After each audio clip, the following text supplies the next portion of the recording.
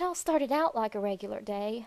You know, go to work, have lunch, and go back home to go on the PC.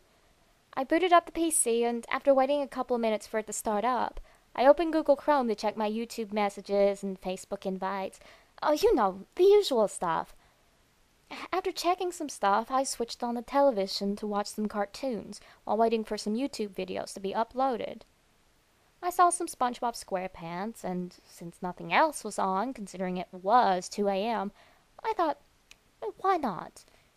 The SpongeBob episode that was showing was one of the first ones. The one where he tries to get employed at the Krusty Krab. I was halfway through the episode, and the last word I heard was SpongeBob say, "Please."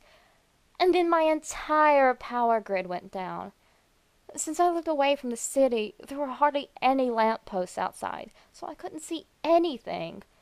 And while I was going down to check the power and try to turn on the emergency reserve, I suddenly had an overwhelming urge of fear. I ran out of my house and noticed my neighbors' lights were on, so I knocked on their house, and thankfully they let me in. After about an hour of talking to them and drinking a couple of cups of coffee, I finally whacked up the courage to go back to my house. I unlocked the door and opened it slowly and hesitantly. And the power was on. I guess it was just my electricity provider testing some new hardware or something. I knew it was inevitable that my computer would be turned off with all of the uploading failed, and I was unfortunately right. I turned on the PC and I waited a couple of minutes with nothing to do. Finally, it booted up again. But however, something was wrong. Very wrong. My computer was using the Windows Classic theme with a plain blue background, but the taskbar where the Start menu and Programs was, it was gone.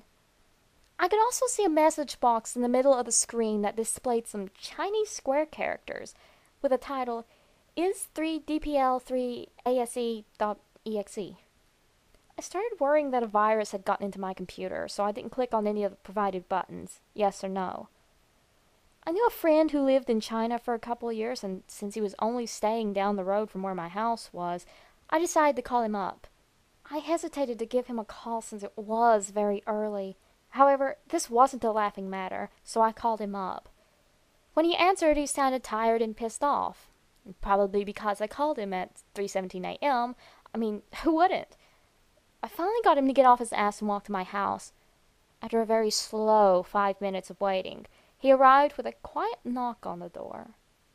He arrived with a translation book as well, in case it was a different generation of the Chinese language. Unfortunately, he could not translate it, but the book could, and my friend wrote down each word the book had translated successfully. Well, sort of. My friend started to mumble the translated message. "Do you really want me to say please again?" I started to gasp, however, my friend didn't really care and just thought this was some bullcrap virus. I stood there frozen. While he left my house, I sat down in my PC chair and kept looking at the message box and switching to it translated to English. I then looked at the yes or no options. I then had the most terrible feeling. Unfortunately, he could not translate it, but the book could.